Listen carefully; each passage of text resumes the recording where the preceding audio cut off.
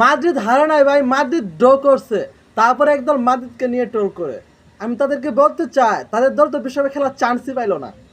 আর ভাই আল হিলালকে ফেলাই দিয়ে আমাদের দল না, পুরো এশিয়া মহাদেশের ভিতরে আল হিলাল হচ্ছে টপ ওয়ান, ঠিক আছে। সৌদি প্রো লিগ অনেকটা আগে গেছে, যেখানে নেইমার খেলছে, রোনালদো খেলতেছে, করিম বেনজেমা খেলতেছে, বুঝতে হবো আল হিলাল অনেকটা আগে গেছে।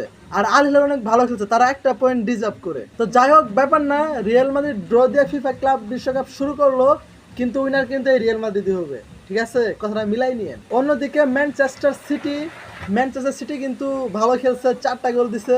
যদিও দলটা ছোট ছিল, তারপরে 4টা দিচ্ছে, যেখানে সাবিনো অসাধারণ খেলছে, কয়েকটা টেকেল দিচ্ছে। তো যাই হোক, আস্তে আস্তে জমে উঠতেছে ফিফা ক্লাব বিশ্বকাপ।